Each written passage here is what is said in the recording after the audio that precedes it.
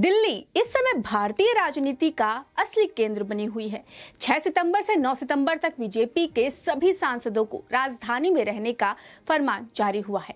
वजह के तौर पर सामने रखा गया है कि 9 सितंबर को उपराष्ट्रपति चुनाव होना है और उससे पहले सांसदों को एकजुट करना जरूरी है। लेकिन जो तस्वीरें दिल्ली में उभर रही हैं, वो महज एक संवैधानिक प्रक्रिया नहीं है, बल्कि बीजेपी के भीतर गहरी चल रही सत्ता की जंग और शक्ति प्रदर्शन का हिस्सा है।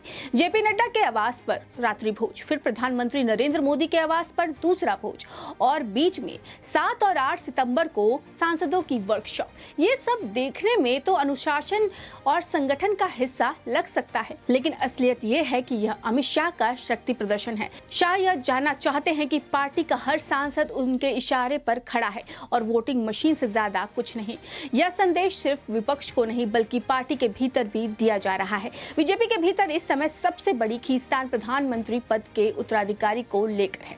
नरेंद्र मोदी की लोकप्रियता भले आज भी बरकरार हो, लेकिन यह सवाल लगातार गूंज रहा है कि 2029 में या उससे पहले अगर नेतृत्व का परिवर्तन होता है तो पार्टी का चेहरा कौन होगा। हिंदुत्व के सबसे आक्रामक चेहरे के रूप में उत्तर प्रदेश की जमीन पर अजय जनाधार और युवाओं के बीच लोकप्रियता ने उन्हें स्वाभाविक उत्तराधिकारी बना दिया है। योगी का कद इतना बढ़ चुका है कि वे सिर्फ एक मुख्यमंत्री नहीं बल्कि राष्ट्रीय राजनीति के दावेदार माने जाते हैं। पार्टी के असली चाणक्य और संगठन पर सबसे मजबूत पकड़ रखने वाले शाह यह मानते हैं कि बीजेपी का भविष्य उन्हीं की रणनीति और प्रबंधन पर टिकी है।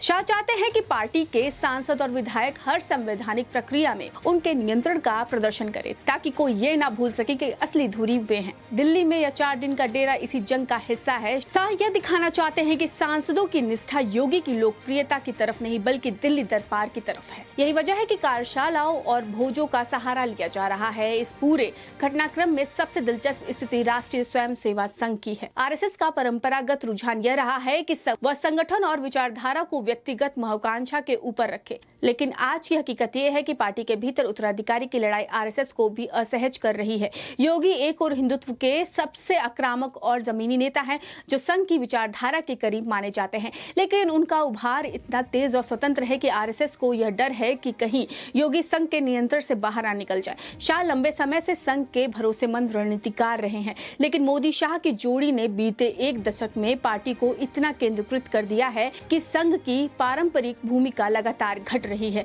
संघ के भीतर यह असंतोष मौजूद है कि मोदी शाह की वजह से संगठन की भूमिका महज दर्शक बन गई है। इसलिए दिल्ली में सांसदों को इकट्ठा करना आरएसएस के लिए भी एक संकेत है कि अमित शाह अब भी पार्टी के मैनेजर हैं। मगर संघ के भीतर यह सवाल उठ रहा है कि अगर सांसदों को इस हद तक ट्रेनिंग और कंट्रोल की जरूरत है तो इसका मतलब यह है कि भीतर खाने असंतोष ज्यादा गहरा है। नरेंद्र मोदी इस पूरी कहानी के कमजोर कड़ी के रूप में दिखते हैं। एक और वे अभी भी देश भर में सर्वमान्य नेता की छवि बनाए रखना चाहते हैं, दूसरी ओर शाह और योगी के बीच बढ़ती खींचतान उन्हें असहज कर रही है। यही कारण है कि 8 सितंबर को प्रधानमंत्री आवास पर भी सांसदों के लिए रात्रि भोज रखा गया है, ताकि यह संदेश जाए कि अंतिम फैसला अब भी मोदी के हाथ में है। लेकिन सच्चाई यह है कि पार्टी की रणनीति अब उनसे आगे निकल चुकी है। जब 9 सितंबर को राष्ट्रपति चुनाव के लिए वोटिंग होगी तो बाहर से यह एक संवैधानिक प्रक्रिया लगेगी, लेकिन भीतर खाने ये शाह का लॉयल्टी टेस्ट होगा। यह देखा जाएगा कि सांसद किस हद तक अनुशासन में रहते हैं और शाह अपनी पकड़ कितनी मजबूती से दिखा पाते हैं। यह चुनाव जितना विपक्ष के खिलाफ है, उससे ज्यादा योगी और आरएसएस को संदेश देने के लिए है। लोकतंत्र में सांसद जनता के प्रतिनिधि माने जाते हैं, लेकिन इस 4 दिनों तक वे जनता नहीं बल्कि सत्ता की गोटियां बनकर रहेंगे। दिल्ली का यह सियासी डेरा साफ बताता है कि बीजेपी के भीतर सत्ता की असली संघर्ष अब सामने आ चुका है।